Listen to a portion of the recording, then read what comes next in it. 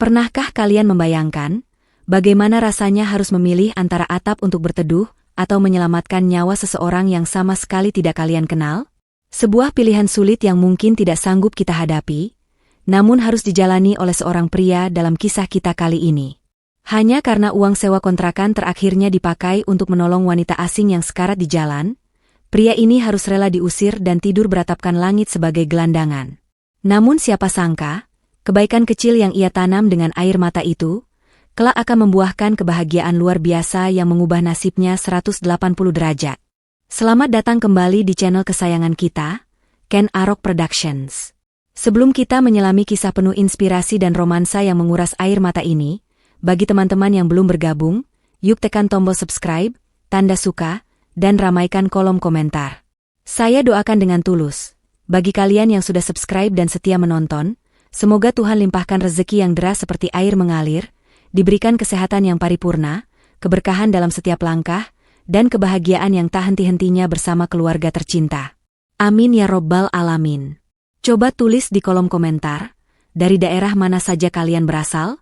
Mari kita saling mendoakan agar semua harapan baik kita dikabulkan oleh Tuhan semesta alam.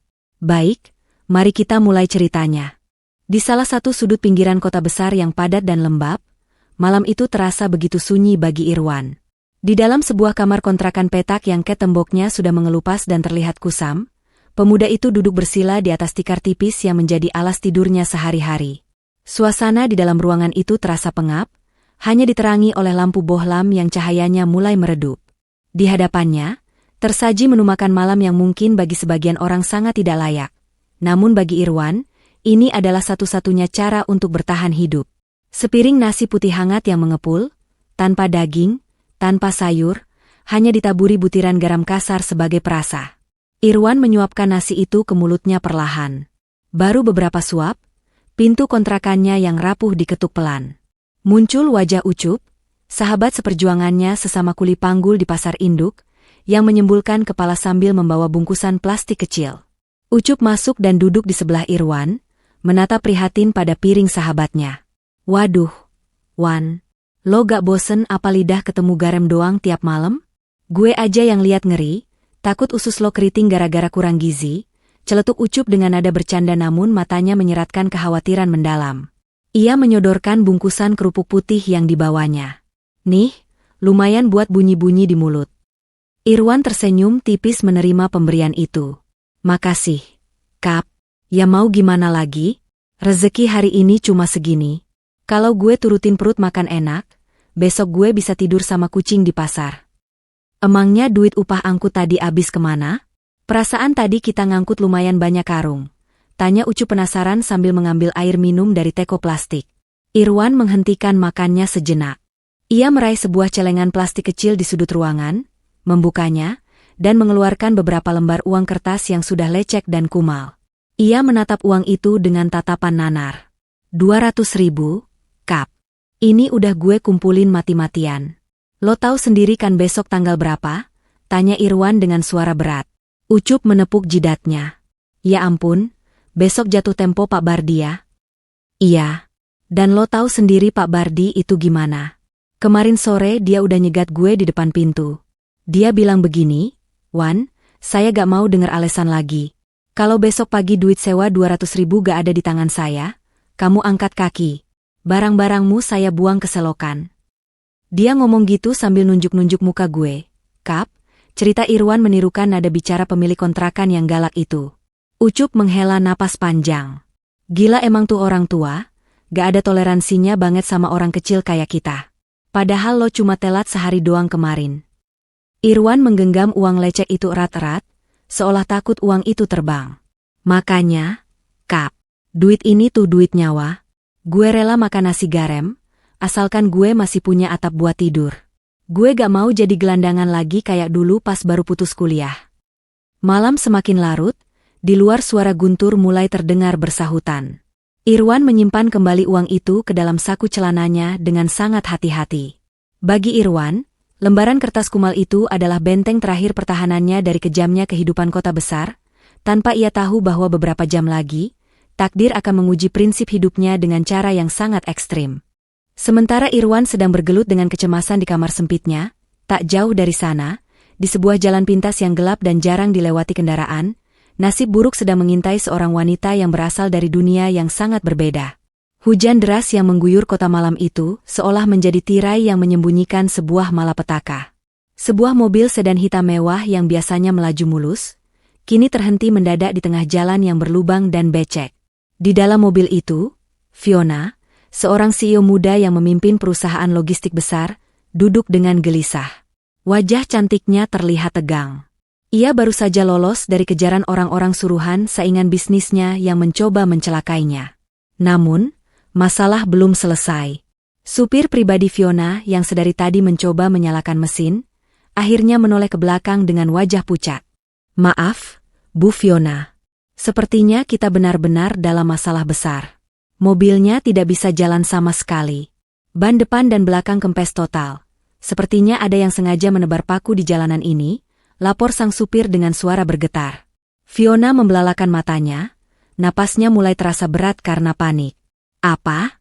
Disabotase? Pak, kita tidak bisa berhenti di sini. Daerah ini rawan, dan orang-orang itu mungkin masih mengejar kita. Coba Bapak keluar cari bantuan atau bengkel terdekat." Sang supir mengangguk cepat dan segera mengambil payung, lalu berlari menembus hujan deras untuk mencari pertolongan ke arah perkampungan warga. Tinggallah Fiona sendirian di dalam mobil yang mulai terasa dingin. Kecemasan Fiona semakin memuncak ketika ia melihat layar ponselnya. Tidak ada sinyal sama sekali. Ia merasa terperangkap. Rasa takut membuat Fiona mengambil keputusan nekat. Ia berpikir tidak aman jika terus berdiam diri di dalam mobil yang mencolok itu. Ia membuka pintu mobil, bermaksud mencari tempat yang lebih tersembunyi sambil menunggu supirnya kembali, atau mencari sinyal di tempat yang lebih tinggi. Namun, begitu kakinya menginjak aspal yang dingin dan tubuhnya terguyur air hujan yang ekstrem, tubuh Fiona langsung bereaksi. Udara dingin yang menusuk tulang bercampur dengan stres berat yang dialaminya malam itu memicu penyakit lamanya. Asma akut. Fiona baru berjalan beberapa langkah menuju sebuah gang sempit di dekat pasar induk untuk berteduh, ketika tiba-tiba dadanya terasa seperti dihimpit batu besar. Napasnya tercekat. "Uhuk, tulong." Rintih Fiona lirih, namun suaranya tenggelam oleh gemuruh hujan. Ia mencoba merogoh tasnya untuk mencari alat bantu napasnya, namun tangannya terlalu gemetar dan kaku karena kedinginan. Fiona kehilangan keseimbangan. Tubuhnya yang lemah ambruk di atas tanah basah, tepat di balik tumpukan kardus-kardus bekas yang basah. Di lorong gelap dan kotor itu, sang CEO yang biasanya berkuasa kini tergeletak tak berdaya, megap-megap mencari udara, sendirian, dan nyaris kehilangan kesadaran. Di tengah gemuruh hujan yang seolah ingin menenggelamkan kota, Irwan berlari kecil menerobos genangan air. Ia baru saja kembali dari warung di ujung jalan untuk membeli air minum, memeluk erat sebuah galon kecil di dadanya agar tidak tergelincir. Tubuhnya sudah basah kuyup, menggigil kedinginan, namun langkah kakinya tiba-tiba terhenti tepat di depan sebuah gang sempit yang gelap. Mata tajam Irwan menangkap pergerakan samar di balik tumpukan kardus basah di pinggir jalan. Awalnya, ia mengira itu hanya seekor kucing yang berteduh. Namun, ketika kilatan petir menyambar sesaat, Irwan terperanjat. Ia melihat sebuah tangan manusia yang melambai lemah, gemetar hebat, seolah sedang meminta pertolongan terakhir sebelum nyawanya melayang. "Astaga! Itu orang!" seru Irwan kaget. Tanpa membuang waktu, Irwan meletakkan galon airnya begitu saja di trotoar dan berlari menghampiri sosok tersebut. Betapa terkejutnya ia saat menemukan seorang wanita muda dengan pakaian yang terlihat sangat mewah namun kotor oleh lumpur, tergeletak tak berdaya. Wajah wanita itu, yang tak lain adalah Fiona, sudah pucat pasi, bahkan bibirnya mulai membiru. Irwan berlutut di sampingnya, menepuk pelan pipi Fiona yang terasa dingin seperti es. "Mbak, Mbak dengar saya? Bangun, Mbak," teriak Irwan mencoba menyadarkan, suaranya beradu dengan suara hujan. Fiona membuka matanya sedikit, tatapannya kosong namun penuh ketakutan. Ia mencoba berbicara, namun tidak ada suara yang keluar dari tenggorokannya selain bunyi desingan napas yang sangat menyakitkan. Dadanya naik turun dengan cepat namun tidak ada udara yang masuk. Tangan Fiona yang gemetar mencengkeram kerah baju Irwan dengan sisa tenaganya, lalu menunjuk-nunjuk ke arah leher dan dadanya sendiri dengan gerakan memompa. Irwan terdiam sejenak, Otaknya berputar cepat memproses pemandangan di depannya. Ia sangat mengenali gejala mengerikan ini. Ingatannya langsung terlempar ke masa lalu, saat almarhum ibunya sering mengalami hal serupa sebelum meninggal dunia. "Mbak sesak napas? Asma?" tanya Irwan dengan nada panik namun tegas. Fiona mengangguk lemah, air mata putus asa mengalir dari sudut matanya yang sayu. Ia menunjuk ke arah seberang jalan dengan jari telunjuknya yang lemas. Di sana, terlihat samar-samar lampu neon sebuah apotek 24 jam yang masih menyala. Irwan langsung paham. Wanita ini butuh obat, dan dia butuh itu sekarang juga atau nyawanya tidak akan tertolong. "Bertahan, Mbak. Jangan tidur. Lihat mata saya. Saya akan cari obat buat Mbak. Jangan tutup mata," perintah Irwan dengan suara keras untuk menjaga kesadaran Fiona. Melihat kondisi Fiona yang sudah diambang batas, Irwan tahu ia tidak bisa menunggu sedetik pun. Tanpa mempedulikan air galonnya yang mungkin akan hilang dicuri orang, Irwan bangkit berdiri. Ia menatap ke arah apotek di seberang jalan, lalu menatap kembali ke arah Fiona yang sedang bertaruh nyawa. Adrenalin memacu jantung Irwan lebih cepat dari sebelumnya, bersiap melakukan apapun demi menyelamatkan wanita asing di hadapannya ini. Dengan napas memburu dan pakaian yang basah kuyup meneteskan air ke lantai keramik yang bersih, Irwan menerobos masuk ke dalam apotek. Petugas apoteker yang sedang berjaga di balik etalase kaca terlonjak kaget melihat penampilan pemuda itu yang berantakan, mirip orang yang sedang dikejar setan. "Mbak, tolong, Mbak. Ada orang sekarat karena asma di seberang. Saya butuh obat inhaler yang paling cepat reaksinya, sekarang juga. Sama alat bantu napasnya kalau ada," teriak Irwan dengan suara lantang, tidak peduli dengan tatapan aneh beberapa pengunjung lain. Apoteker itu melihat kepanikan yang jujur di mata Irwan. Ia segera bergerak cekatan mengambil sebuah kotak kecil dari rak kaca di belakangnya. Kalau kondisinya sudah parah dan membiru, inhaler biasa mungkin kurang cepat. "Mas, ini ada paket darurat, isinya inhaler dosis tinggi dan nebulizer portable sekali pakai. Ini yang paling ampuh buat pertolongan pertama." "Oke, saya ambil itu. Berapa harganya, Mbak?" tanya Irwan sambil tangannya merogoh saku celananya yang basah, menyentuh gumpalan uang kertas yang menjadi nyawanya. "Harganya Rp198.000, Mas," jawab sang apoteker datar sambil memindai kode barang. Jantung Irwan seakan berhenti berdetak detik itu juga. Rp198.000. Itu artinya, uang Rp200.000 yang ia miliki hanya akan tersisa 2.000 perak. Irwan terpaku. Tangannya yang menggenggam uang di dalam saku mendadak terasa kaku dan berat. Waktu seolah melambat. Di benaknya, wajah garang Pak Bardi, pemilik kontrakan, muncul dengan sangat jelas. Teriakan Pak Bardi kemarin sore terngiang kembali di telinganya, "Kalau besok pagi gak bayar, kamu tidur di selokan." Irwan menunduk, menatap lantai. Pergolakan batin yang hebat terjadi dalam hitungan detik. "Jika aku bayar obat ini, besok pagi aku pasti diusir. Aku akan jadi gelandangan lagi. Aku akan tidur beralaskan koran di emperan toko, digigit nyamuk, dan dihina orang. Apakah aku siap kembali ke neraka itu demi orang yang bahkan aku tidak tahu namanya?" Namun, bayangan wajah Fiona yang membiru dan tangannya yang melambai lemah kembali menyentak kesadaran Irwan. Hati nuraninya berteriak lebih keras daripada ketakutannya akan kemiskinan. "Masa bodoh," geram Irwan pada dirinya sendiri. Nyawa orang gak bisa dibeli, tapi kontrakan masih bisa dicari. Dengan gerakan cepat dan mantap, Irwan menarik uang lecek yang basah itu dari sakunya. Ia membanting lembaran uang Rp200.000 itu ke atas meja kasir kaca. "Ambil semuanya, Mbak. Gak usah kembalian. Cepat kasih obatnya," seru Irwan dengan mata menyala. Apoteker itu tertegun sejenak melihat pengorbanan di mata Irwan, lalu segera menyerahkan bungkusan obat itu. Irwan menyambarnya secepat kilat, lalu berlari keluar menembus hujan kembali, meninggalkan masa depannya yang hancur demi menyelamatkan satu nyawa di lorong gelap sana. Dengan napas memburu yang seirama dengan detak jantungnya yang kencang, Irwan kembali menerobos lorong gelap itu. Ia mendapati Fiona sudah dalam kondisi yang sangat mengkhawatirkan. Tubuh wanita itu lemas terkulai, matanya mulai terbalik ke atas, dan wajahnya yang cantik kini berubah warna menjadi pucat kebiruan. Hujan yang terus mengguyur seolah ingin menghapus kesadaran Fiona detik itu juga. Irwan segera berlutut di samping Fiona, Tangannya yang kasar namun cekatan merobek bungkus obat yang baru saja ia beli dengan harga masa depannya. "Mbak, dengar saya. Buka mulutnya sedikit. Ayo Mbak, bantu saya." Seru Irwan setengah berteriak untuk menembus kesadaran Fiona yang mulai hilang. Dengan telaten, Irwan memasangkan masker uap kecil ke wajah Fiona dan menekan tombol alat bantu napas itu. Ia tidak hanya diam, tangan kirinya menopang kepala Fiona agar posisinya lebih tinggi, sementara tangan kanannya memegang erat alat tersebut agar tidak terlepas. "Tarik napas, Mbak, pelan-pelan. Ikuti hitungan saya. 1, 2, hembuskan." Irwan membimbing Fiona layaknya seorang perawat profesional.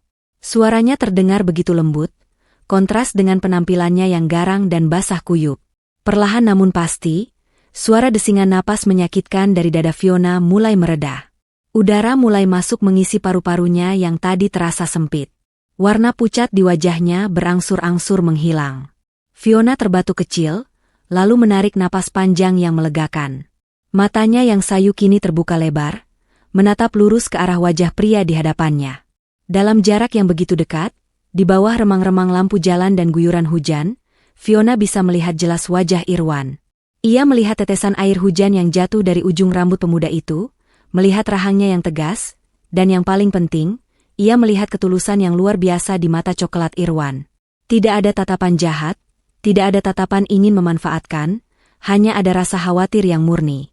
Tangan Fiona yang masih lemah bergerak perlahan, menggenggam pergelangan tangan Irwan yang sedang memegang alat bantu napas.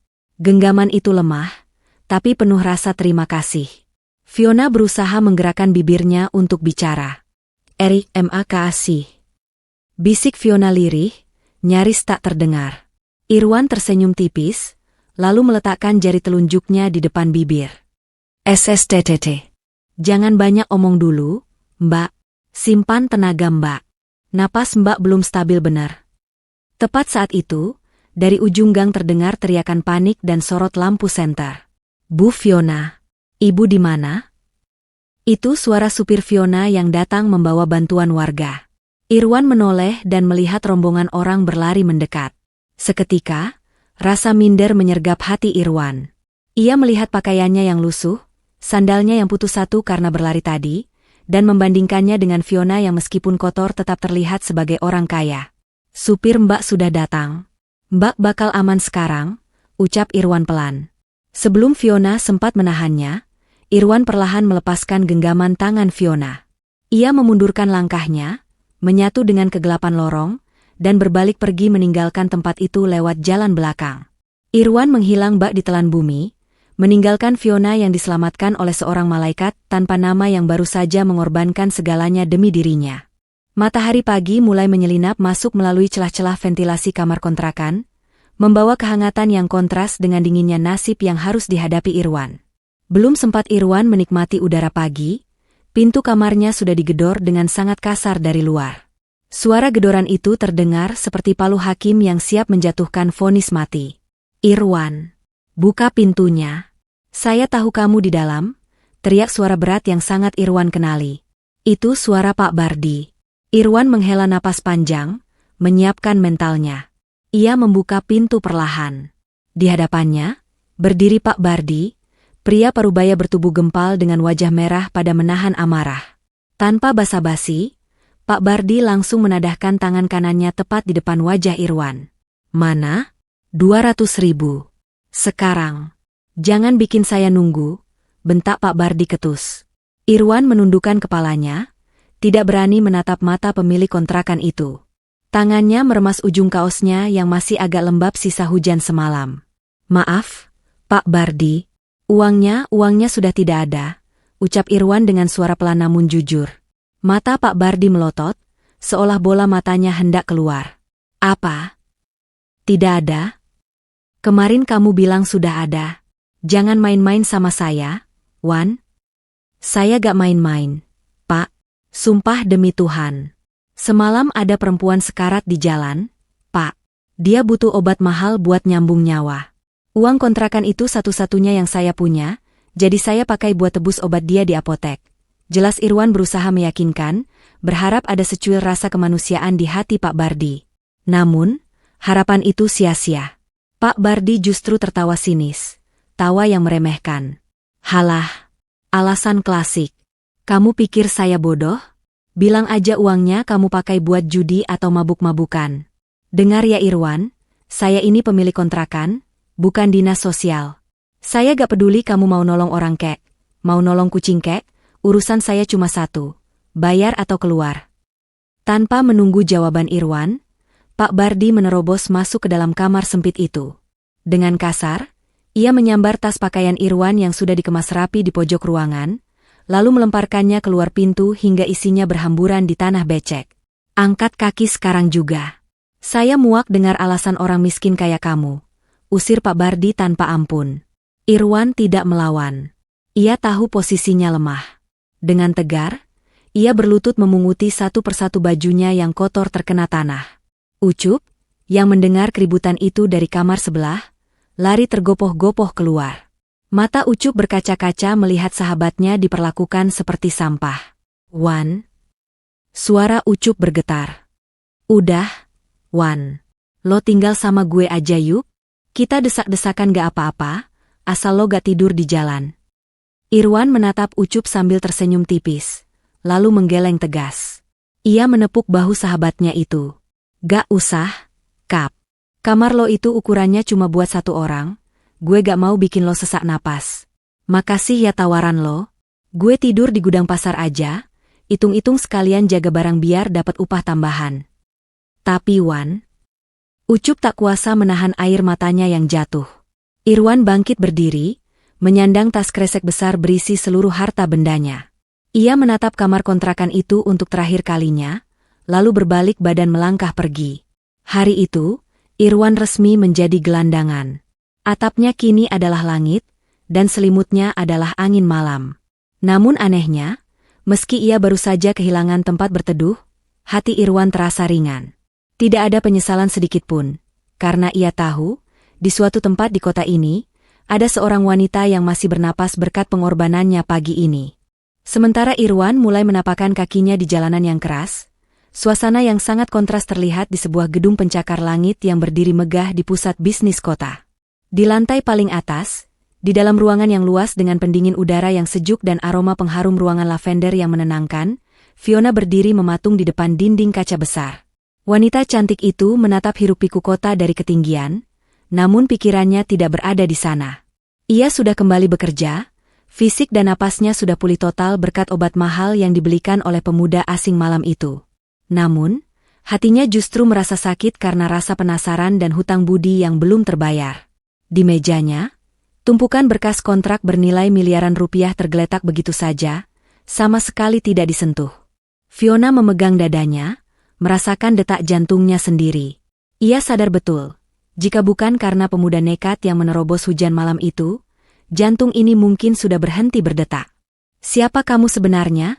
Gumam Fiona pelan, matanya menerawang jauh. Ia memejamkan mata, berusaha keras memutar kembali ingatan malam itu. Bayangannya masih samar karena efek oksigen yang tipis di otaknya saat kejadian. Namun, ada satu detail visual yang terekam jelas di memorinya.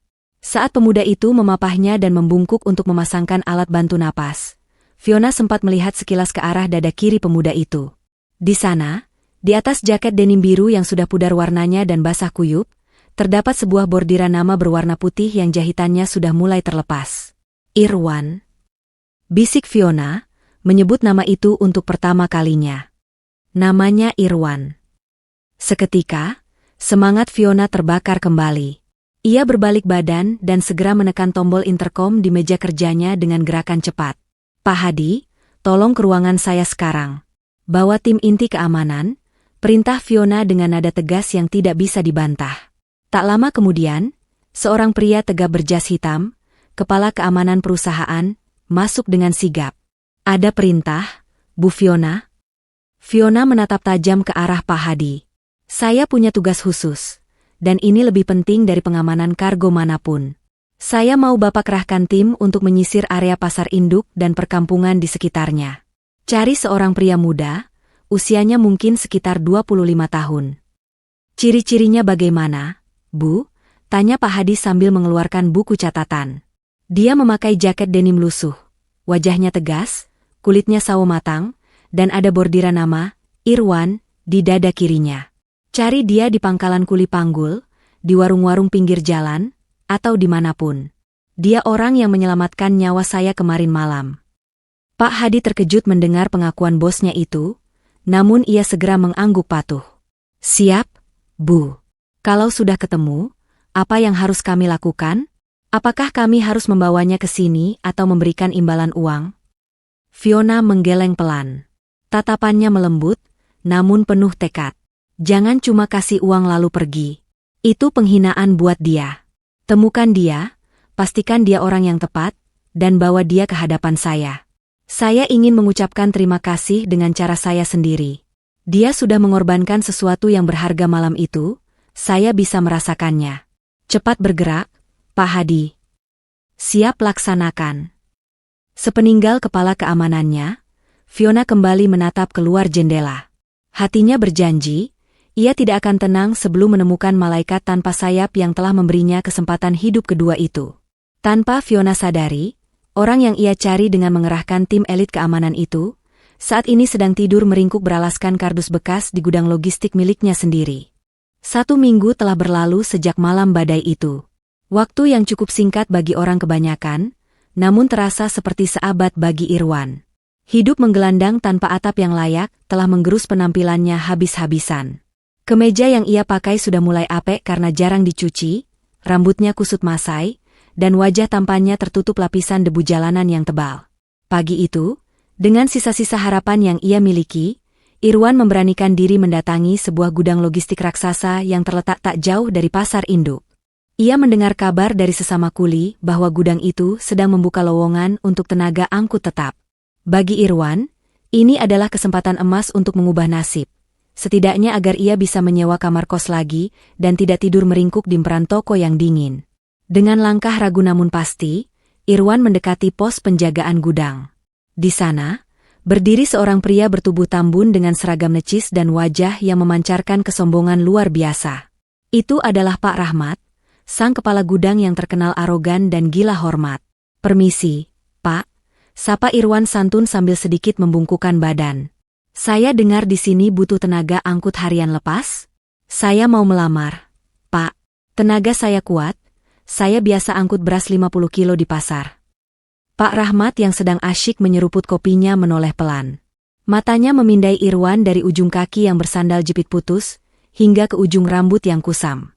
Tatapannya penuh jijik, seolah sedang melihat tumpukan sampah busuk yang bisa bicara. Melamar kerja? Pak Rahmat tertawa sinis, suaranya menggelegar membuat beberapa kuli lain menoleh. Kamu gak salah alamat? Ini perusahaan logistik bonafit, bukan tempat penampungan gelandangan. Lihat tuh baju kamu, dekil begitu. Nanti barang-barang klien saya malah ikutan bau sampah kalau kamu yang pegang. Irwan mengepalkan tangannya di samping paha, menahan gejolak emosi yang membakar dadanya. Ia tahu ia kotor, tapi ia bukan sampah. Saya memang kotor karena tidur di pasar, Pak. Tapi saya jamin kerjaan saya bersih dan jujur. Saya juga lulusan SMA, Pak. Saya bisa baca tulis dan hitung stok. Jawab Irwan mencoba membela diri dengan sisa harga dirinya. Mendengar itu, Pak Rahmat justru semakin menjadi-jadi.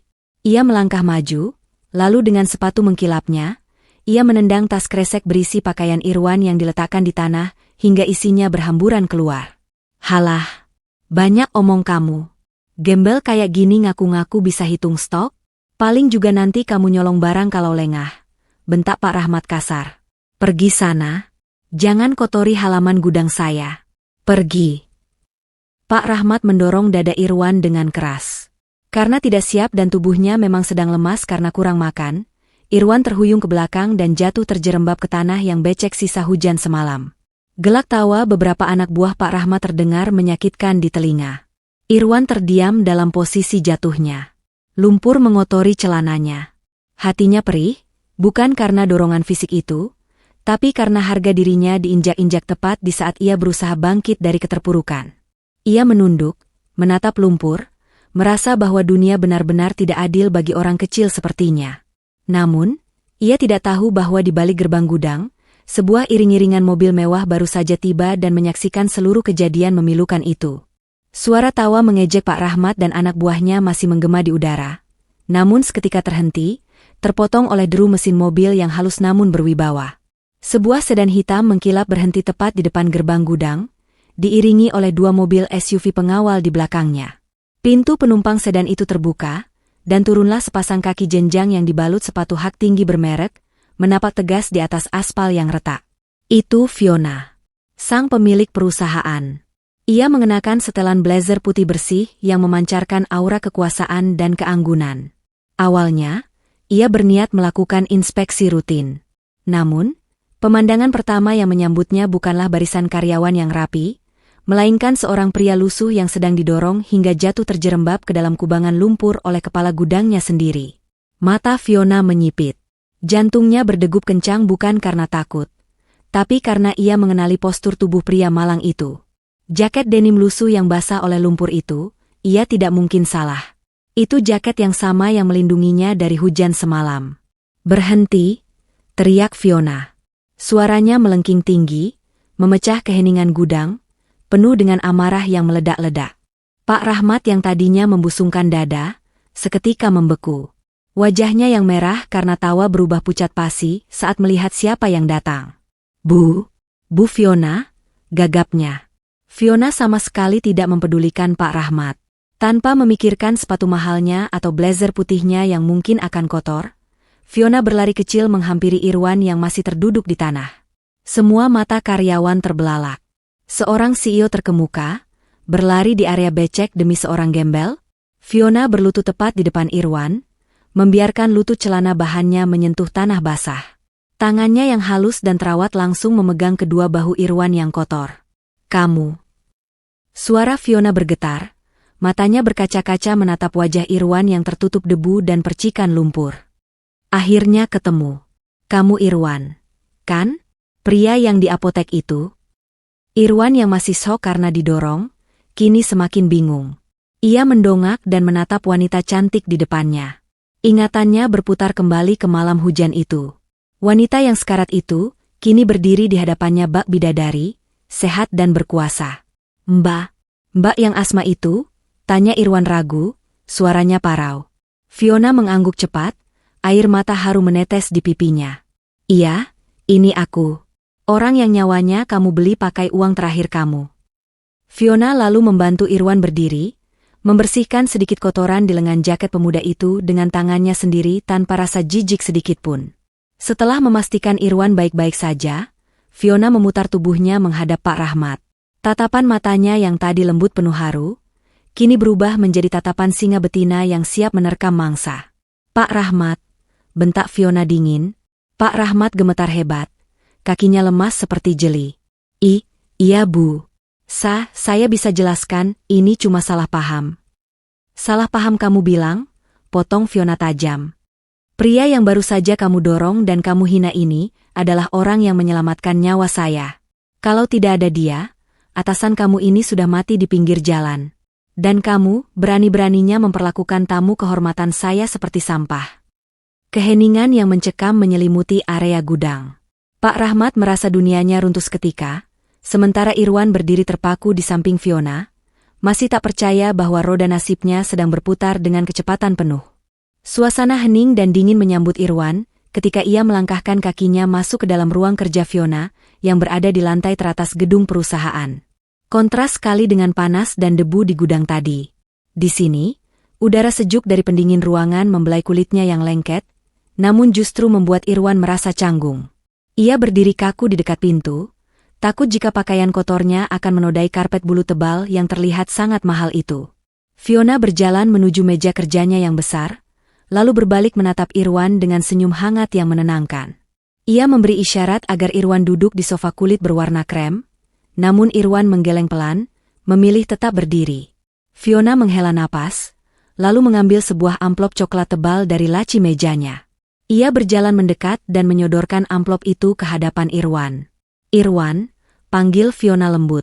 "Di dalam ini ada uang tunai 100 juta rupiah. Dan ini..." Fiona mengambil selembar cek kosong. "Kamu bisa tulis angka berapa saja yang kamu mau. Anggap ini sebagai pengganti uang 200.000 kamu yang hilang, dan rasa terima kasih saya karena kamu sudah menyelamatkan nyawa saya. Irwan menatap amplop tebal itu. Bagi seorang gelandangan yang baru saja diusir dan makan nasi garam, uang itu adalah tiket menuju surga dunia. Ia bisa menyewa rumah bagus, membeli motor, bahkan membuka usaha sendiri. Namun, sorot mata Irwan tidak berubah menjadi tamak. Ia justru menatap Fiona dengan tatapan terluka. Dengan gerakan perlahan, Irwan mendorong pelan tangan Fiona yang memegang amplop itu menjauh darinya. "Maaf, Mbak Fiona," ucap Irwan dengan suara rendah namun tegas.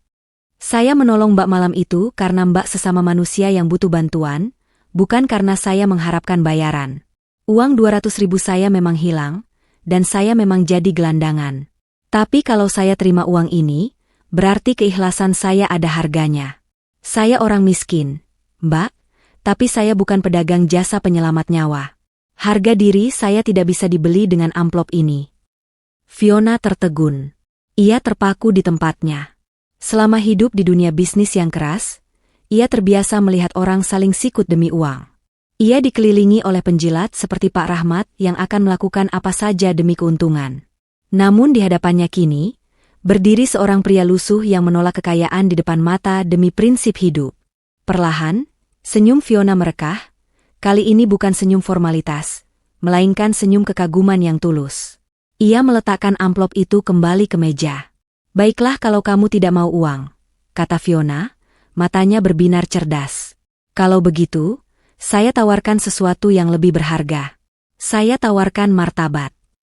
Irwan mengernyitkan dahi, bingung. "Maksud Mbak?"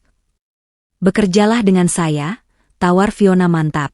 "Bukan sebagai kuli gudang, tapi sebagai asisten pribadi saya. Saya dikelilingi banyak musuh dalam selimut di perusahaan ini, Irwan. Saya butuh orang yang berani mengorbankan segalanya demi orang lain, orang yang jujur dan punya integritas seperti kamu. Saya tidak butuh orang pintar yang licik, saya butuh orang tulus yang setia. Bagaimana? Apakah kamu bersedia menerima tawaran ini?" Irwan terdiam, menatap mata Fiona yang penuh harap. Tawaran itu bukan sedekah, melainkan sebuah kepercayaan. Hatinya bergetar. Ini adalah kesempatan untuk membuktikan bahwa dirinya masih berguna, bukan sekadar sampah masyarakat. Dengan mantap, Irwan mengangguk. "Saya terima, Mbak. Saya akan jaga kepercayaan Mbak." Detik itu, takdir Irwan resmi berubah. Dari seorang gelandangan yang dihina, kini ia berdiri sebagai orang kepercayaan sang pemilik tahta. Setelah kesepakatan kerja itu terjalin, Fiona tidak membuang waktu sedikit pun. Ia sadar, posisi Irwan sebagai asisten pribadi sekaligus orang kepercayaannya menuntut penampilan yang bisa membungkam mulut-mulut sinis di perusahaan. Maka, siang itu juga, Fiona membawa Irwan ke sebuah barbershop premium dan butik pakaian eksklusif di pusat kota. Tidak lupa, Ucup juga diajak serta karena Fiona membutuhkan seseorang untuk menemani Irwan agar tidak merasa canggung. Sesampainya di salon mewah yang wangi aromaterapi itu, Irwan tampak kaku. Ia memandangi pantulan dirinya di cermin besar, wajah kusam, rambut gondrong berantakan, dan pakaian lusuh. Ia merasa seperti noda hitam di tempat yang serba putih dan bersih itu. "Tolong ubah dia," perintah Fiona pada kepala stylist di sana. "Bersihkan semua jejak jalanan darinya. Saya mau dia terlihat rapi, berwibawa, tapi tetap mempertahankan karakter wajahnya yang tegas." Irwan pasrah saat didudukan di kursi kulit yang empuk. Rambutnya yang kusut dicuci bersih, dipangkas rapi dengan gaya coma hair yang sedang tren, menonjolkan garis rahangnya yang maskulin. Wajahnya dicukur bersih dari sisa-sisa janggut yang tidak terawat. Setelah itu, ia digiring ke ruang ganti butik untuk mencoba setelan jas yang sudah dipilihkan langsung oleh Fiona. Ucup yang menunggu di sofa empuk sambil memakan camilan gratis, tak henti-hentinya berdecak kagum melihat kemewahan tempat itu. "Gila, Wan, lo masuk sini kucel, keluar nanti jangan-jangan gue gak kenal lagi," celetuknya heboh. Beberapa menit kemudian, tirai ruang ganti tersibak. Irwan melangkah keluar dengan ragu-ragu. Ia kini mengenakan setelan jas berwarna navy blue gelap yang membalut tubuh atletisnya dengan sempurna, hasil dari kerja keras mengangkut barang selama bertahun-tahun. Kemeja putih di dalamnya terlihat kontras dengan kulit sawo matangnya yang eksotis. Sepatu pantofel mengkilap menggantikan sandal jepit putusnya. Fiona yang sedang sibuk mengecek ponsel, mendongak. Seketika, gerakannya terhenti. Matanya membelalak tak percaya. Ponsel di tangannya nyaris terlepas. Di hadapannya kini bukan lagi Irwan si gelandangan pasar, melainkan sosok pria gagah yang harismanya bisa menyaingi para eksekutif muda papan atas. Aura kepemimpinan yang selama ini tertutup debu, kini bersinar terang. Keheningan yang canggung namun memukau itu, pecah oleh teriakan Ucup yang melompat dari sofa. Waduh, weh, ini beneran sohib gue si Irwan atau aktor drama Korea yang nyasar? Seru Ucup sambil mengelilingi Irwan, menepuk-nepuk bahu sahabatnya itu. Pangling gue, Wan, sumpah. Kalau lo balik ke pasar sekarang, tukang sayur pada minta tanda tangan. Irwan tersipu malu, menggaruk tengkuknya yang tidak gatal. Apa gak berlebihan, Mbak Fiona? Saya rasanya aneh pakai baju sebagus ini. Takut kotor. Fiona tersenyum, kali ini senyumnya diiringi rona merah tipis di pipi yang ia coba sembunyikan. Tidak, Irwan. Itu pas buat kamu. Mulai sekarang, angkat kepalamu tegak. Kamu bukan lagi orang yang bisa diremehkan siapapun. Keesokan harinya, ujian pertama bagi Irwan di dunia korporat langsung menghadang. Di dalam ruang rapat direksi yang dingin dan berdinding kaca, suasana terasa begitu tegang dan mencekam. Fiona duduk di kursi pimpinan dengan wajah keruh, memijat pelipisnya yang berdenyut pusing. Di hadapannya, para manajer senior dan direktur operasional sedang berdebat sengit, saling menyalahkan atas laporan keuangan kuartal ini yang menunjukkan angka merah. Biaya distribusi kita membengkak 30%, Bu Fiona. Seru salah satu manajer botak dengan nada panik sambil menunjuk grafik di layar proyektor. Macet di jalur utama semakin parah, truk-truk besar kita tertahan berjam-jam, bahan bakar boros, dan klien banyak yang komplain pengiriman telat. Kita tidak punya pilihan selain menaikkan harga sewa. Fiona menghela napas kasar. Menaikkan harga sama saja bunuh diri. Klien akan lari ke kompetitor. Saya butuh solusi efisiensi, bukan alasan. Keheningan melanda ruangan.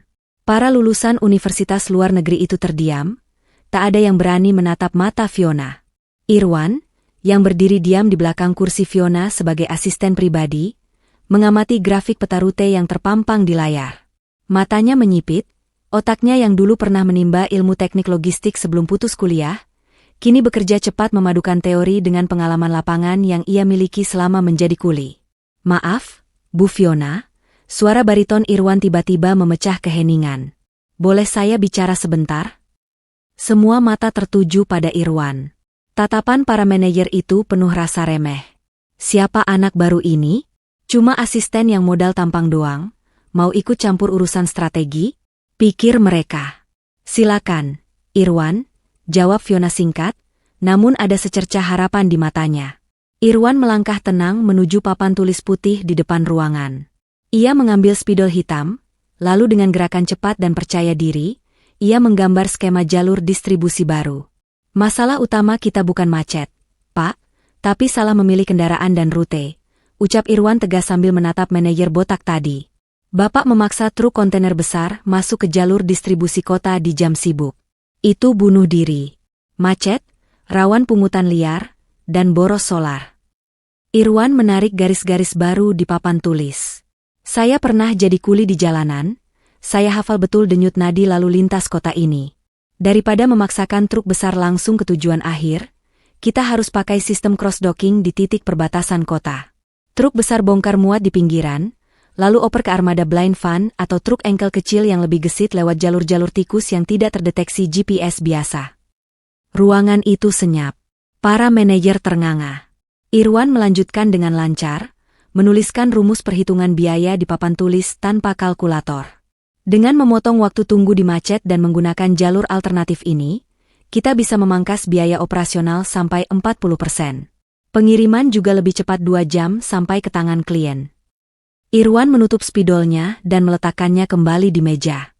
Ia menatap Fiona. Itu saran saya, Bu. Berdasarkan apa yang saya lihat di aspal setiap hari, bukan cuma dari balik meja AC. Fiona terdiam menatap papan tulis yang kini penuh dengan coretan strategi brilian itu. Senyum bangga perlahan terukir di bibirnya. Ia menoleh kepada para manajer yang kini menunduk malu, karena kalah cerdas dari seorang mantan kuli. Kalian dengar itu? Tanya Fiona dengan nada puas. Kalian yang digaji mahal dengan gelar berderet, kalah visi dengan dia. Mulai hari ini, jalankan strategi Irwan. Dia bukan cuma asisten saya, dia adalah otak baru di ruangan ini. Irwan kembali berdiri di belakang Fiona, wajahnya tetap datar dan tenang, namun di dalam hatinya, ia merasa hidup kembali. Ia telah membuktikan bahwa debu jalanan tidak pernah bisa menutupi kilau emas yang ada di dalam kepalanya. Setelah ketegangan di ruang rapat mereda dengan kemenangan telak berkat kecerdasan Irwan, suasana di kantor Fiona berubah menjadi lebih santai. Jam makan siang telah tiba, namun karena jadwal yang padat, Fiona memutuskan untuk tidak makan di luar. Ia memesan 2 kotak makan siang premium untuk dirinya dan Irwan, lalu mengajak asisten barunya itu makan bersama di meja tamu di sudut ruangannya yang luas. Di hadapan makanan, topeng wibawa Fiona sebagai CEO yang dingin seolah luntur seketika. Ternyata, wanita yang ditakuti oleh ratusan karyawan itu memiliki sisi lain yang sangat manusiawi. Ia bisa sangat kelaparan dan makan dengan lahap. Fiona menyantap ayam katsu dengan saus mayones di hadapannya dengan semangat, seolah ia belum makan seharian. Pemandangan ini membuat Irwan, yang duduk di seberangnya sambil memegang kotak makannya sendiri, tersenyum geli. Ia tidak menyangka bos besarnya yang anggun bisa makan seperti anak kecil yang habis pulang bermain bola. Irwan memperhatikan setiap gerak-gerik Fiona diam-diam.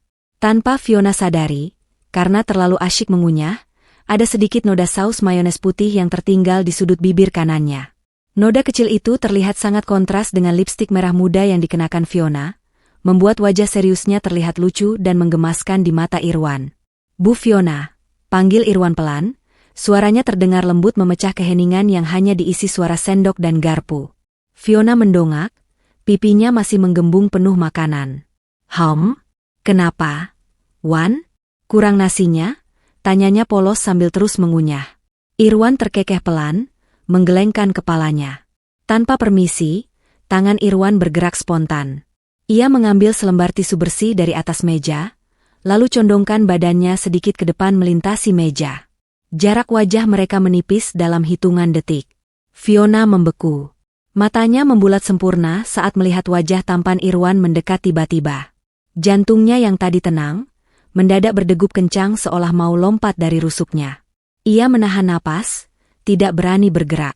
Dengan gerakan yang sangat hati-hati dan telaten, Irwan menyapukan tisu itu ke sudut bibir Fiona, membersihkan noda saus yang membandel di sana. Sentuhan itu sangat ringan, namun efeknya seperti sengatan listrik bagi Fiona. Makan pelan-pelan dong, Bu. Lihat tuh, belepotan kayak anak TK yang baru belajar makan sendiri. Goda Irwan sambil menarik kembali tangannya dan menunjukkan noda putih di tisu itu. Senyum jahil terukir di bibir Irwan. Wajah Fiona seketika memerah padam, semerah kepiting rebus. Rasa panas menjalar dari leher hingga ke telinganya. Ia buru-buru mengambil gelas minumnya untuk menutupi rasa salah tingkah yang luar biasa. Ia tersedak sedikit, lalu buru-buru mengelap mulutnya sendiri dengan kasar menggunakan tisu lain, berusaha menyembunyikan gugupnya. Itu, tadi aku buru-buru karena lapar. Bukan karena kayak anak kecil. Elak Fiona dengan suara yang sedikit melengking karena panik, namun matanya tidak berani menatap Irwan. Irwan hanya tertawa renyah melihat tingkah bosnya yang salah tingkah itu. Iya deh, percaya. Tapi lain kali hati-hati ya, Bu. Masa CEO perusahaan logistik terbesar makannya belepotan? Nanti saham perusahaan bisa turun loh. Fiona mendengus kesal yang dibuat-buat, lalu melempar gumpalan tisu bekas ke arah Irwan sambil menahan senyum malu. Di dalam hati, Fiona merasakan desiran hangat yang sudah lama tidak ia rasakan. Perhatian kecil dan spontan dari Irwan barusan terasa jauh lebih manis daripada makanan mewah apapun yang pernah ia santap. Namun, momen manis dan tawa renyah di antara mereka tidak bertahan lama. Belum sempat Irwan menghabiskan makan siangnya, telepon kantor di meja Fiona berdering nyaring, memecah suasana hangat tadi menjadi kepingan kepanikan.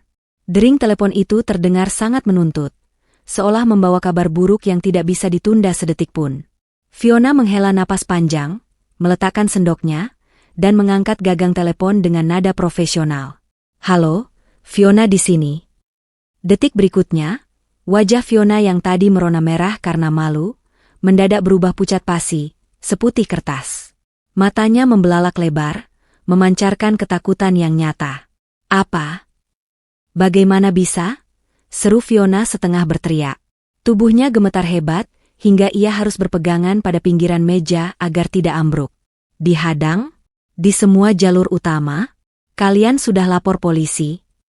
Irwan yang melihat perubahan drastis itu langsung siaga. Ia meletakkan kotak makannya dan berdiri tegak, insting pelindungnya menyala.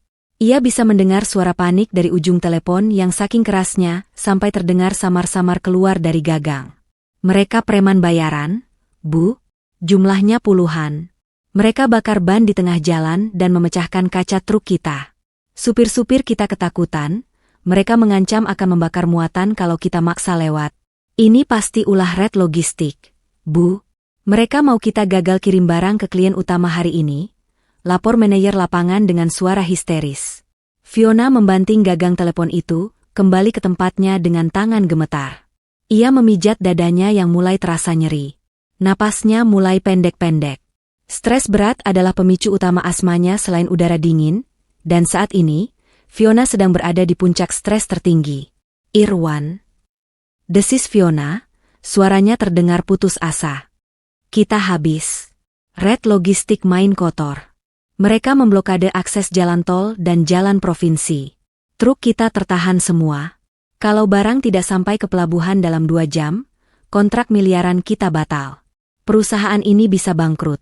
Wan? Kepanikan Fiona menular keluar ruangan. Pintu ruangan terbuka kasar, beberapa staf masuk dengan wajah panik, membawa laporan bahwa klien-klien besar sudah mulai menelepon marah-marah dan mengancam akan memutus kerjasama. Suasana kantor yang tadinya tenang berubah menjadi neraka kekacauan. Fiona terduduk lemas di kursi kebesarannya, wajahnya mulai membiru karena oksigen yang menipis akibat panik. Ia merasa buntu. Melawan preman bayaran dengan prosedur hukum memakan waktu lama, sedangkan mereka berpacu dengan waktu. Di tengah keputusasaan itu, ia menatap Irwan, satu-satunya orang yang masih berdiri tenang di tengah badai kepanikan ini.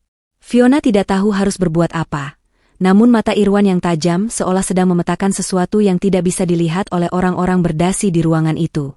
Di tengah kekacauan yang melanda ruangan itu, Irwan tidak ikut larut dalam kepanikan. Ia berjalan memutar meja, menghampiri Fiona yang sedang mencengkeram dadanya karena sesak napas akibat stres. Dengan lembut namun penuh otoritas, Irwan memegang kedua bahu Fiona, memaksanya untuk menatap matanya. Bu Fiona, tatap mata saya, ucap Irwan dengan suara rendah yang menenangkan, namun mengandung kekuatan yang aneh. Tarik napas. Tenang. Ibu percaya sama saya, kan? Fiona menatap mata coklat itu.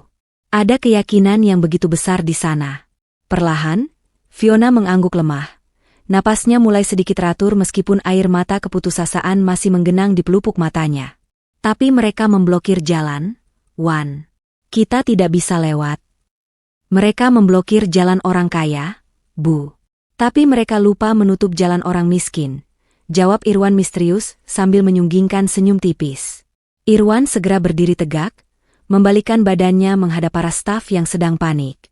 Aura kepemimpinannya meledak seketika. Ruangan yang tadinya berisik mendadak hening melihat karisma Irwan. Kalian semua, berhenti menangis. Nyalakan monitor GPS utama sekarang, perintah Irwan lantang. Tanpa membuang waktu, Irwan merogoh ponsel bututnya dari saku jas mahalnya. Ia menekan nomor panggilan cepat. Terdengar nada sambung 2 kali sebelum suara heboh ucup terdengar di seberang sana. Halo, Wan, kenapa lo nelpon pas jam kerja? Gue lagi nyuci truk nih. Kap, dengerin gue. Ini kode merah. Red Logistik main kotor. Mereka sewa preman buat blokir jalan tol dan jalur provinsi. Truk kita ketahan. Gue butuh lo kumpulin semua anak-anak sekarang. Panggil si gondrong pangkalan ojek, Bang Jampang tukang parkir pasar, sama semua supir tembak yang lo kenal. Kita butuh pengawal jalanan. Waduh. Siap, Wan. Berani-beraninya mereka ganggu lapak bos Irwan. Gue kerahin pasukan sekarang. Lewat mana nih? Irwan berjalan mendekati peta besar di dinding, matanya menelusuri garis-garis jalan yang tidak berwarna merah di GPS. Jangan lewat jalan protokol. Bawa semua armada masuk lewat jalur tikus Desa Bojong, tembus ke jalan pematang sawah yang biasa dipakai truk pasir ilegal, terus keluar di belakang kawasan industri. Itu jalan tanah, tapi aman dari pantauan preman bayaran. Irwan menutup telepon dan mulai memberikan instruksi kepada manajer operasional lewat radio komunikasi. Dengar instruksi saya. Semua supir, putar balik sekarang. Ikuti motor RX King hijau yang dipimpin Ucup. Jangan ada yang tanya, ikuti saja bannya. Fiona menatap layar monitor besar di dinding dengan mulut setengah terbuka. Ia melihat titik-titik truk perusahaannya yang tadi diam tak bergerak, kini mulai berputar arah serentak. Mereka bergerak menyusuri garis-garis abu-abu di peta, jalan-jalan kecil yang bahkan tidak Fiona ketahui keberadaannya. Di layar CCTV, terlihat pemandangan yang menakjubkan. Puluhan truk logistik Fiona dikawal oleh rombongan motor butut yang dikendarai oleh orang-orang berpenampilan sangar, teman-teman Irwan dari pasar. Mereka membuka jalan, menghalau angkot, dan memastikan konvoi truk berjalan lancar melewati gang-gang sempit. Irwan berdiri di tengah ruangan bak seorang jenderal perang yang sedang memimpin pasukannya di medan tempur, tenang namun mematikan. 2 jam kemudian, sorak-sorai meledak di ruangan itu. Barang sampai di pelabuhan. Tepat waktu, teriak salah satu staf. Fiona merosot lemas di kursinya, namun kali ini karena lega yang luar biasa. Ia menatap punggung Irwan yang sedang sibuk memberi selamat pada timnya lewat telepon. Hari itu, Fiona melihat sisi lain dari Irwan. Bukan hanya pelindung yang lembut, tapi juga pemimpin yang tangguh dan cerdik yang mampu menaklukkan jalanan yang tidak bisa disentuh oleh uangnya. Hingar-bingar sorak-sorai kemenangan tadi sore perlahan mereda, berganti dengan keheningan malam yang menenangkan di lantai teratas gedung kantor. Jarum jam sudah menunjukkan pukul 11 malam. Sebagian besar karyawan sudah pulang dengan perasaan lega, namun Fiona masih belum beranjak. Adrenalin yang terpacu hebat seharian tadi kini surut, meninggalkan rasa lelah yang luar biasa di tubuh mungilnya. Irwan baru saja kembali dari pantry membawa 2 cangkir teh hangat. Langkahnya terhenti saat melihat pemandangan di sofa tamu. Fiona, sang CEO yang biasanya duduk tegak penuh wibawa, kini tertidur pulas dalam posisi meringkuk seperti anak kucing. Sepatu hak tingginya sudah dilepas sembarangan di lantai, dan berkas-berkas laporan berserakan di dekat kakinya. Wajahnya terlihat begitu damai, tanpa topeng ketegasan yang biasa ia pakai. Irwan tersenyum tipis. Ia meletakkan cangkir teh di meja pelan-pelan, agar tidak menimbulkan suara. Udara AC kantor malam itu terasa lebih dingin dari biasanya. Tanpa ragu, Irwan melepas jas navy blue-nya yang hangat, lalu dengan gerakan sangat perlahan, ia menyelimuti tubuh Fiona hingga sebatas leher. Istirahatlah, Bu Bos. Kamu sudah berjuang keras hari ini, bisik Irwan lirih. Irwan berniat untuk kembali ke mejanya membereskan pekerjaan sebelum pulang. Namun, baru saja ia berbalik badan, sebuah tangan halus tiba-tiba mencengkeram pergelangan tangannya dengan kuat. Irwan terlonjak kaget dan menoleh. Fiona masih terpejam, namun keningnya berkerut gelisah. Bibirnya bergerak-gerak, meracau dalam tidurnya. Irwan, jangan pergi, takut. Igau Fiona dengan suara yang terdengar sangat rapuh, jauh berbeda dari nada perintah yang biasa ia keluarkan. Jantung Irwan berdegup kencang tak karuan. Ia mencoba melepaskan genggaman itu pelan-pelan, tapi cengkeraman Fiona justru semakin erat, seolah Irwan adalah satu-satunya pegangan hidupnya di tengah mimpi buruk. Irwan menghela napas panjang, menatap wajah lelah wanita itu dengan tatapan yang sulit diartikan, campuran antara rasa hormat, iba, dan sesuatu yang lebih dalam lagi. Dasar manja, gumam Irwan sambil tersenyum kecil. Iya, saya gak kemana-mana. Irwan akhirnya menyerah. Ia tidak tega meninggalkan Fiona sendirian. Ia menarik bantal duduk ke lantai karpet, lalu duduk bersandar di samping sofa, membiarkan tangannya tetap digenggam erat oleh Fiona. Malam itu, seorang direktur bayangan menjaga ratunya tidur, dengan tangan yang saling bertautan hingga pagi menjelang. Cahaya matahari pagi yang menerobos masuk melalui celah tirai akhirnya membangunkan mereka. Fiona menggeliat pelan, mengerjapkan matanya yang terasa berat. Hal pertama yang ia rasakan adalah kehangatan di telapak tangannya. Ia menoleh ke bawah dan seketika matanya membelalak lebar. Ia melihat Irwan sedang tertidur dalam posisi duduk di lantai, kepalanya terkulai di pinggir sofa, dan tangan mereka masih bergandengan erat. Astaga! Pekik Fiona tertahan, wajahnya langsung merah padam. Ia buru-buru menarik tangannya. Gerakan tiba-tiba itu membangunkan Irwan. Pemuda itu tersentak bangun dengan wajah bantal yang lucu, lalu meringis kesakitan sambil memegangi lengan kirinya. Aduh, ampun. Rintih Irwan sambil memijat lengannya. Kenapa kamu tidur di situ? Dan kenapa tangan kita? Fiona tergagap, salah tingkah setengah mati. Irwan menatap Fiona dengan mata yang masih sipit karena mengantuk, lalu tertawa kecil. Ibu yang semalam megangin saya kayak orang mau hanyut. Saya mau pulang gak boleh.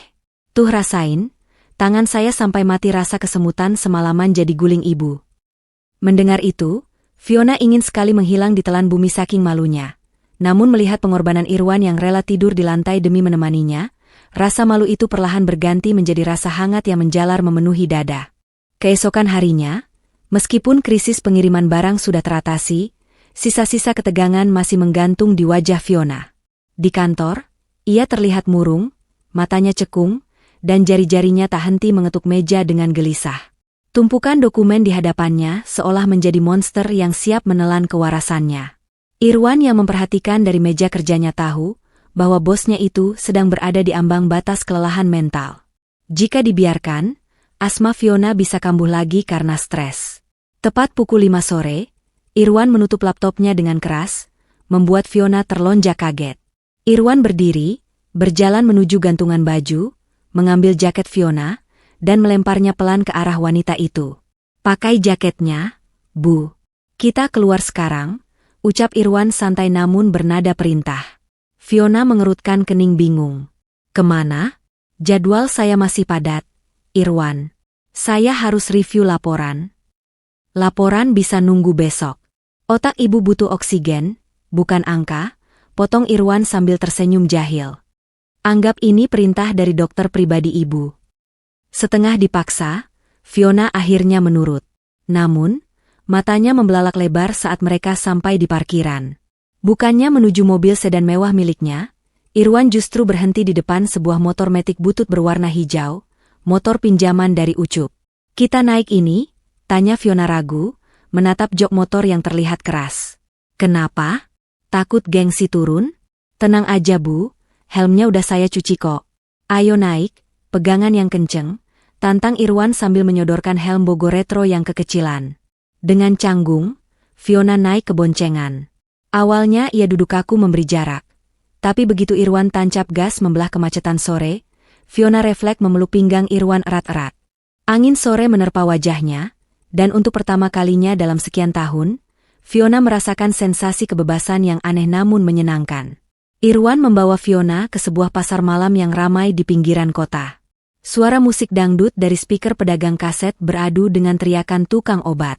Fiona yang terbiasa makan di restoran bintang 5, tampak bingung namun antusias melihat keramaian itu. Irwan menarik tangannya menuju sebuah gerobak bertuliskan, seblak mercon level setan. Kamu pernah makan ini gak, Bu? Tanya Irwan sambil menunjuk wajan besar berisi kerupuk basah kemerahan. Fiona menggeleng polos. Cobain deh. Ini obat stres paling ampuh sedunia. 10 menit kemudian, pemandangan yang sangat langka terjadi. Fiona, sang CEO elegan, duduk di kursi plastik pinggir jalan sambil menangis terseduh-seduh. Bukan karena sedih, tapi karena kepedasan. Wajahnya merah padam sampai ke telinga, keringat bercucuran di pelipisnya, dan bibirnya bengkak kemerahan. Hah, Irwan. Ini, pedas banget. Kamu mau bunuh saya ya? Protes Fiona sambil mengipasi lidahnya dengan tangan. Air matanya meleleh merusak maskaranya. Irwan tertawa terpingkal-pingkal melihat ekspresi bosnya yang berantakan itu. Ia segera berlari ke warung sebelah dan kembali membawa satu kaleng susu steril dan es teh manis dalam plastik yang diikat karet. Nih, minum susunya biar netral. Siapa suruh tadi sok jagoan minta level 5? Leda Irwan sambil menusukkan sedotan. Fiona menyambar susu itu dan menenggaknya rakus. Setelah rasa pedasnya mereda, bukannya marah, Fiona justru tertawa lepas. Tawa yang sangat renyah dan jujur. Tawa yang sudah lama hilang dari hidupnya yang penuh tekanan. Gila. Ucap Fiona sambil menyeka keringat di dahinya. Pedas banget. Tapi kok enak ya? Rasanya beban di kepala saya hilang semua kebakar sama cabenya. Irwan menatap Fiona yang kini sedang asyik menyedot es teh plastik. Rambutnya sedikit berantakan tertiup angin, tanpa image jaim sedikit pun. Bahagia itu murah kan, Bu?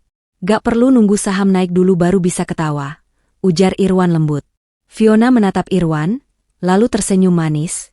Kali ini senyum yang tulus dari hati. Makasih ya, Wan. Hari ini kamu nyelamatin nyawa saya lagi. Bukan dari asma, tapi dari kebosanan.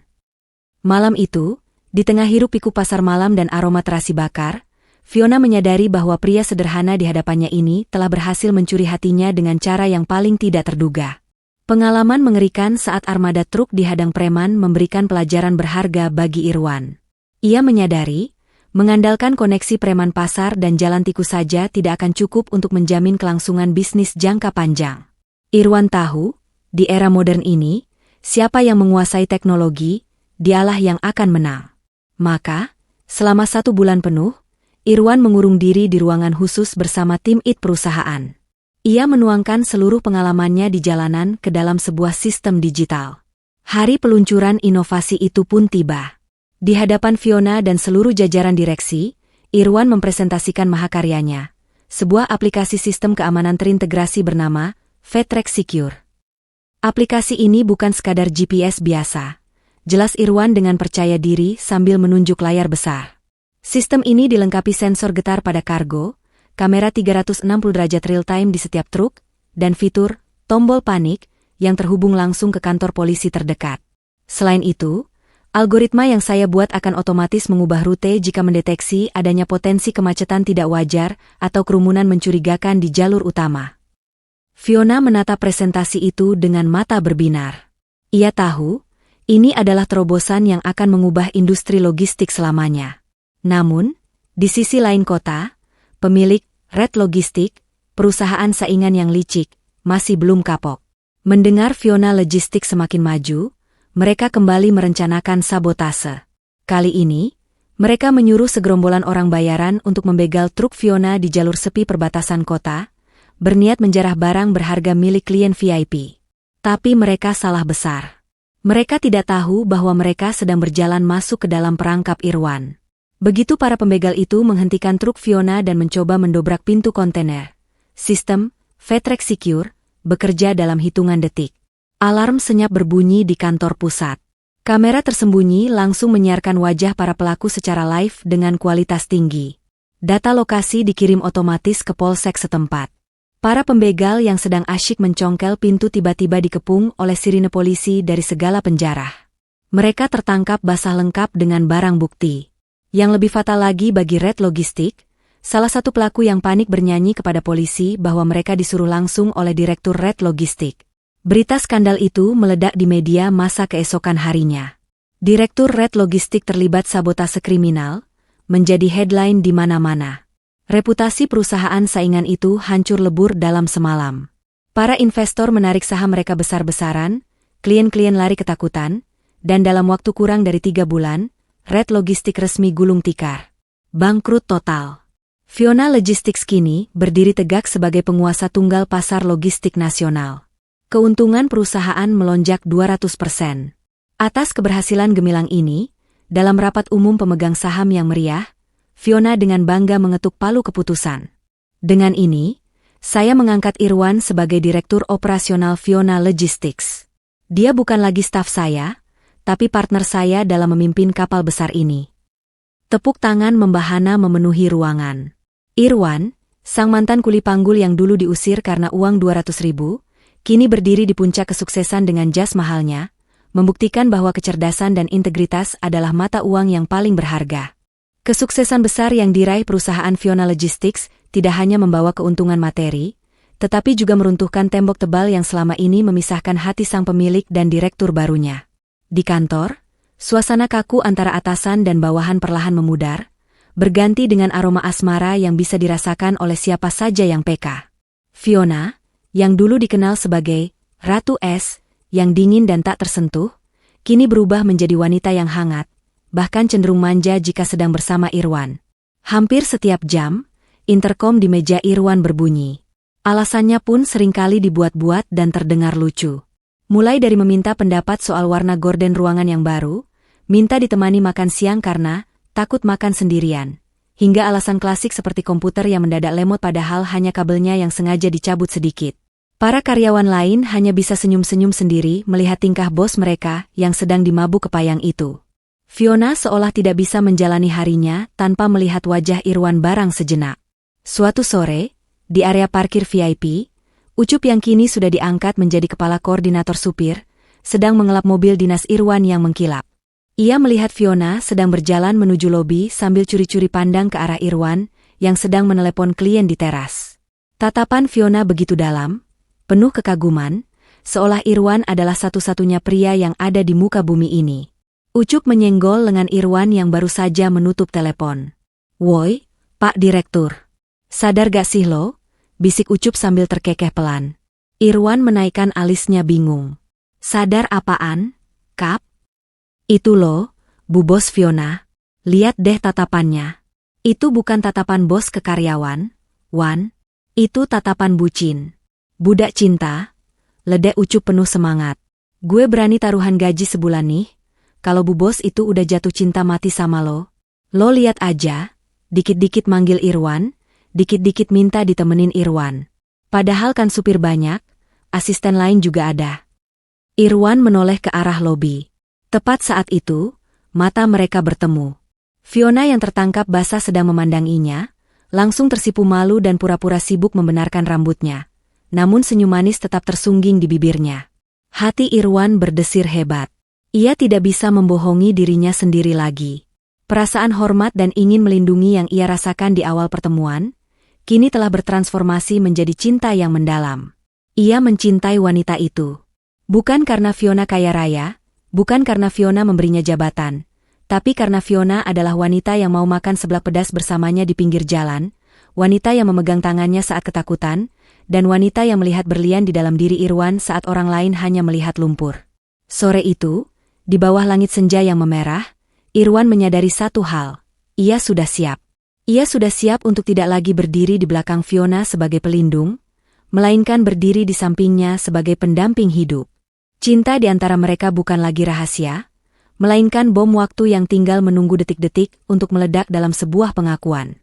Langit senja berwarna jingga keunguan membentang indah di ufuk barat, menjadi latar belakang romantis di atap gedung pencakar langit tempat kantor pusat Fiona Logistics berada. Angin sore berhembus pelan, memainkan ujung rambut panjang Fiona yang berdiri membelakangi pintu masuk. Ia meminta Irwan menemuinya di sana setelah jam kantor usai. Jantung Fiona berdegup kencang, tangannya meremas pagar pembatas gedung dengan gelisah. Ia sudah tidak tahan lagi memendam perasaan ini. Ia butuh kepastian, bukan sekadar kode-kode manis yang menggantung. Langkah kaki tegap terdengar mendekat. Irwan muncul dengan kemeja putih yang lengan bajunya digulung sebatas siku, dasinya sudah dilonggarkan, menampilkan sisi santai namun tetap mempesona. Ia berdiri di samping Fiona, ikut menatap matahari yang perlahan turun ke peraduannya. "Ada apa, Bu Bos? Tumben ngajak cari angin di sini? Mau bahas strategi bisnis lagi?" tanya Irwan dengan nada menggoda. Fiona menoleh cepat, matanya menatap tajam ke dalam manik mata Irwan. Tidak ada senyum di wajahnya, hanya keseriusan yang mendalam. "Irwan, berhenti panggil aku Bu Bos kalau kita lagi berdua," ucap Fiona pelan namun tegas. "Aku mau tanya satu hal, dan tolong jawab dengan jujur. Kita ini sebenarnya apa? Apakah bagi kamu, aku cuma atasan yang harus dilindungi, atau cuma rekan kerja yang kebetulan akrab?" Irwan terdiam sejenak. Ia melihat genangan air mata yang mulai pelupuk di mata wanita cantik itu. "Aku takut, Wan," lanjut Fiona dengan suara bergetar. "Aku takut suatu hari nanti kamu pergi karena kontrak kerja kamu habis, atau karena kamu nemu wanita lain. Aku punya segalanya di dunia ini, tapi rasanya kosong kalau gak ada kamu." Mendengar pengakuan tulus itu, senyum lembut rukir di wajah Irwan. Ia tidak langsung menjawab dengan kata-kata. Perlahan, tangannya merogoh saku celananya, mengeluarkan sebuah kotak kecil berwarna merah bludru yang sudah ia simpan rapi selama sebulan terakhir. Kotak itu berisi cincin emas putih sederhana namun elegan, yang ia beli dengan gaji pertamanya sebagai direktur, bukan uang pemberian Fiona, melainkan hasil keringatnya sendiri. Irwan berlutut dengan satu kaki di hadapan Fiona. Sang CEO ternganga kaget, menutup mulutnya dengan kedua tangan. "Fiona," panggil Irwan lembut, menyebut nama itu tanpa embel-embel jabatan. "Dulu, aku pernah rela kehilangan tempat tinggalku dan diusir ke jalanan demi menyelamatkan nyawa kamu. Hari ini, di bawah langit yang sama, aku mau menawarkan tempat tinggal baru yang gak akan pernah mengusir kamu. Aku menawarkan rumah di dalam hati aku, untuk selamanya." Irwan membuka kotak cincin itu, kilaunya memantulkan cahaya senja. "Fiona, will you marry me? Maukah kamu menua bersamaku, makan seblak pedas sama-sama, dan membangun mimpi bareng aku?" Tangis Fiona pecah seketika. Ia tidak sanggup berkata-kata, hanya mengangguk berkali-kali dengan cepat. Ia menarik Irwan berdiri dan langsung memeluk leher pria itu erat-erat, menenggelamkan wajahnya di dada bidang Irwan yang hangat. "Mau. Aku mau banget, dasar kuli nyebelin," isak Fiona di sela tangis bahagianya. Irwan tertawa lega, membalas pelukan itu tak kalah eratnya. Ia menyematkan cincin itu di jari manis Fiona. Ukurannya pas, seolah memang ditakdirkan untuk berada di sana. Di atap gedung tertinggi itu, dua hati yang berasal dari dunia yang berbeda, trotoar pasar dan ruang direksi, akhirnya bersatu dalam ikatan janji suci, disaksikan oleh senja yang menjadi saksi bisu perjalanan cinta mereka yang luar biasa. 3 bulan setelah lamaran romantis di atap gedung itu, hari yang dinanti-nantikan pun tiba. Sebuah pesta pernikahan yang digadang-gadang sebagai pernikahan paling unik tahun ini, digelar di sebuah taman terbuka yang luas dan asri. Konsepnya sungguh menggambarkan penyatuan dua dunia yang berbeda namun harmonis, elegan namun merakyat. Ribuan bunga mawar putih dan melati menghiasi pelaminan, menyebarkan aroma wangi yang semerbak ke seluruh penjuru taman. Tamu undangan yang hadir pun menjadi pemandangan yang sangat menarik perhatian. Di sisi kiri, terlihat barisan mobil mewah yang menurunkan para pejabat, rekan bisnis, dan sosialita teman-teman Fiona dengan pakaian yang gemerlap. Sementara di sisi kanan, rombongan angkot sewaan dan motor-motor tua berjejer rapi, menurunkan teman-teman seperjuangan Irwan dari pasar induk. Para kuli panggul, tukang parkir, hingga pedagang sayur hadir dengan mengenakan kemeja batik terbaik mereka, meski beberapa terlihat agak kebesaran atau kekecilan, namun wajah mereka memancarkan kebanggaan yang luar biasa. Tidak ada sekat pembatas, si kaya dan si miskin membaur, tertawa bersama menikmati hidangan sate ayam dan steak daging yang disajikan berdampingan. Di atas pelaminan, Irwan berdiri gagah dengan beskap putih tradisional, bersanding dengan Fiona yang terlihat cantiknya bukan main dalam balutan kebaya modern bertabur payet kristal. Aura kebahagiaan mereka begitu silau, membuat siapapun yang melihatnya ikut tersenyum. Di samping Irwan, berdiri Ucup yang didaulat menjadi pendamping pengantin pria. Ucup terlihat kaku dengan jas sewaan yang agak ketat di bagian perut, keringat sebesar biji jagung mengucur di dahinya karena gugup. Saat sesi tukar cincin, Ucup sempat membuat kehebohan kecil. Saking gugupnya, ia malah mengeluarkan permen mint dari sakunya bukannya kotak cincin, membuat seluruh tamu undangan tertawa gergeran dan suasana sakral itu seketika cair menjadi penuh tawa hangat. Namun, momen paling menyentuh terjadi di penghujung acara resepsi. Dari kerumunan tamu, terlihat sosok pria parubaya yang berjalan ragu-ragu mendekati pelaminan. Langkahnya gontai, kepalanya menunduk dalam. Itu adalah Pak Bardi, mantan pemilik kontrakan yang dulu mengusir Irwan tanpa ampun. Irwan yang melihat kedatangan Pak Bardi, bukannya marah atau memalingkan muka, justru turun dari pelaminan dan menghampirinya. Pak Bardi gemetar hebat saat Irwan berdiri di hadapannya. Air mata penyesalan mengalir deras di pipi keriput pria tua itu. "Irwan, nak Irwan." Suara Pak Bardi serak menahan tangis. Ia hendak berlutut, namun Irwan dengan sigap menahan bahunya. Saya minta maaf. Saya malu datang ke sini. Saya orang jahat yang sudah lempar baju kamu ke selokan. Saya menyesal, nak, sungguh." Suasana mendadak hening. Para tamu menahan napas, menunggu reaksi sang direktur sukses terhadap orang yang pernah menghinanya. Irwan tersenyum tulus, senyum yang tidak menyimpan dendam sedikitpun. Ia memeluk tubuh Pak Bardi yang ringkih itu dengan erat. "Sudah, Pak, jangan minta maaf. Bapak gak salah," ucap Irwan menenangkan. "Justru saya mau berterima kasih sama Bapak. Kalau Bapak hari itu gak ngusir saya, mungkin saya gak akan tidur di gudang, dan saya gak akan pernah ketemu lagi sama Fiona. Bapak adalah perantara takdir saya." Fiona yang menyusul turun, ikut tersenyum dan memberikan sebuah amplop besar kepada Pak Bardi. "Pak Bardi, ini ada hadiah kecil dari kami berdua," kata Fiona lembut. "Tiket dan akomodasi lengkap untuk berangkat umroh bulan depan. Mohon diterima ya, Pak. Doakan pernikahan kami langgeng di depan Ka'bah nanti." Pak Bardi menangis sejadi-jadinya. Ia sujud syukur di atas rumput taman. Pemandangan itu membuat banyak tamu undangan ikut meneteskan air mata haru. Hari itu menjadi bukti nyata bahwa dendam tidak akan menyelesaikan apapun. Namun memaafkan bisa mengubah musuh menjadi keluarga, dan mengubah sakit hati menjadi berkah yang indah. 1 bulan berlalu sejak pesta pernikahan megah Irwan dan Fiona.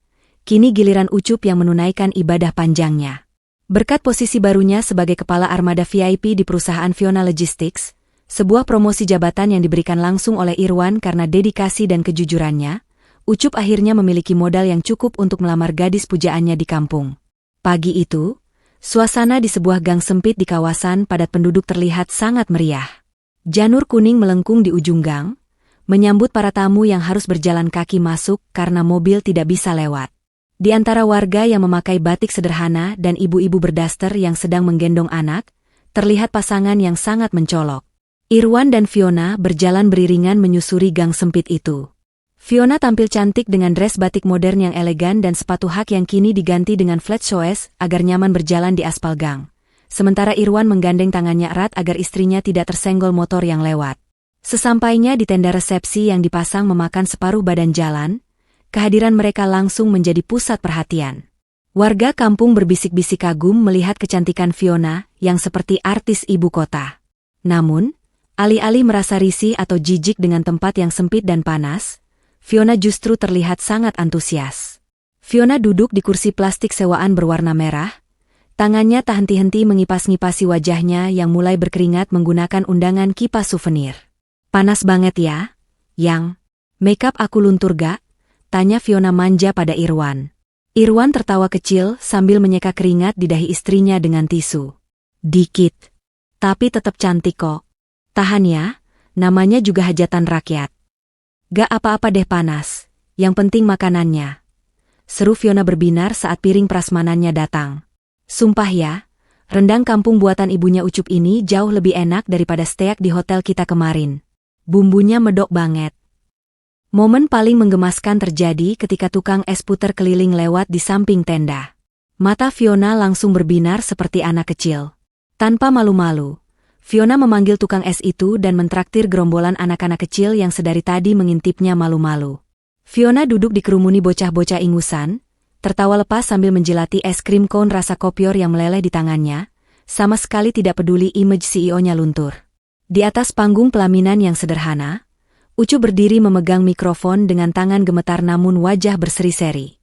Ia menatap ke arah meja Irwan dan Fiona. Tes ehem. Ucup berdeham di mic yang bunyinya cempreng. "Saya mau ngucapin terima kasih spesial buat tamu kehormatan saya. Bos Irwan, sohib seperjuangan saya dari zaman manggul beras, dan Bu Bos Fiona yang cantiknya ngalahin bidadari sinetron.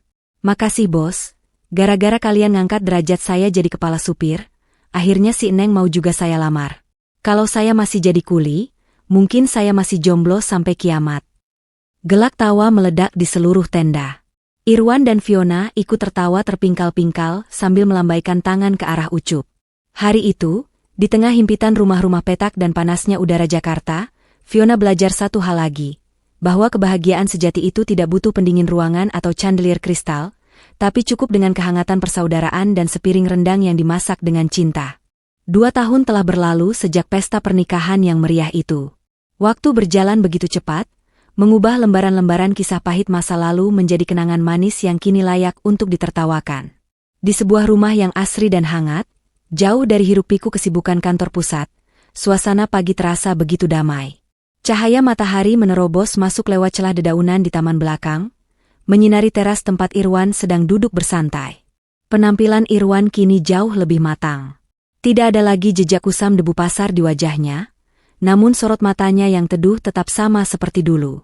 Di pangkuannya, seorang bocah laki-laki berusia 1 tahun yang lucu dan menggemaskan sedang tertawa riang, berusaha meraih hidung ayahnya dengan tangan-tangan mungilnya. Itu adalah buah hati mereka, simbol cinta yang tumbuh dari benih kebaikan di tengah badai hujan 2 tahun lalu. Dari arah dapur, Fiona berjalan keluar membawa nampan berisi 2 cangkir teh hangat dan sepiring roti bakar. Ia mengenakan pakaian rumah yang sederhana, rambutnya diikat asal, namun kecantikannya justru terpancar semakin alami. Fiona meletakkan nampan itu di meja, lalu duduk di samping suaminya, menyandarkan kepalanya di bahu bidang Irwan sambil menatap putra mereka yang sedang aktif-aktifnya. Lihat deh, hidungnya mirip banget sama kamu. Tapi untung sifatnya gak keras kepala kayak papanya. Canda Fiona sambil mencubit pelan pipi anaknya. Irwan tertawa renyah, merangkul bahu istrinya. Ya harus mirip dong. Kalau mirip ucup, baru kita masalah. Keduanya tertawa lepas, menikmati momen kebersamaan yang sederhana namun mewah ini. Perlahan, tawa mereka mereda, berganti dengan keheningan yang nyaman. Irwan menyesap teh buatannya istrinya, lalu tatapannya menerawang jauh ke langit biru, seolah melihat kembali bayangan dirinya 2 tahun lalu yang sedang duduk menangis di pinggir selokan dengan tas kresek di tangan. Sayang, panggil Irwan pelan. Kadang aku mikir, skenario Tuhan itu lucu ya. Kalau hari itu aku egois dan milih bayar uang kontrakan pakai uang 200.000 itu, mungkin sekarang aku masih jadi kuli panggul. Aku gak akan pernah tahu rasanya punya keluarga sebahagia ini. Fiona tersenyum, matanya berkaca-kaca karena haru. Ia menggenggam tangan Irwan erat, tangan yang dulu kasar dan kotor, tangan yang telah menyelamatkan nyawanya. Dan kalau hari itu Pak Bardi gak galak dan gak ngusir kamu, sambung Fiona lembut, kita gak akan pernah ketemu lagi di gudang. Kamu gak akan jadi asisten aku, dan kita gak akan ada di sini sekarang. Jadi kesimpulannya, tanya Irwan menatap istrinya dalam. Kesimpulannya, untung dulu kamu nekat beli obat itu. Dan untung juga Pak Bardi ngusir kamu. Ternyata, kehilangan segalanya hari itu adalah cara Tuhan untuk ngasih segalanya buat kita hari ini. Jawab Fiona bijak. Irwan mencium kening istrinya dengan penuh kasih sayang. Tuhan gak pernah tidur. Fiona, kebaikan yang tulus, sekecil apapun, gak akan pernah salah alamat. Uang 200.000 itu bukan hilang, tapi sedang ditabung di langit, dan sekarang bunganya cair berkali-kali lipat dalam bentuk kamu dan anak kita. Di teras rumah yang hangat itu, kisah perjuangan Irwan dan Fiona menemukan muaranya. Sebuah bukti nyata bagi semesta, bahwa derajat seseorang tidak ditentukan oleh apa yang ia miliki di dompetnya, melainkan oleh seberapa besar hati yang ia punya untuk memberi di saat ia sendiri sedang kekurangan. Dan begitulah, sang mantan kuli dan sang ratu logistik hidup bahagia selamanya, dalam dekapan takdir yang indah. Nah, Sobat Ken Arok Productions, itulah tadi kisah luar biasa tentang Irwan dan Fiona. Bagaimana menurut kalian? Apakah kalian pernah punya pengalaman di mana musibah justru membawa berkah?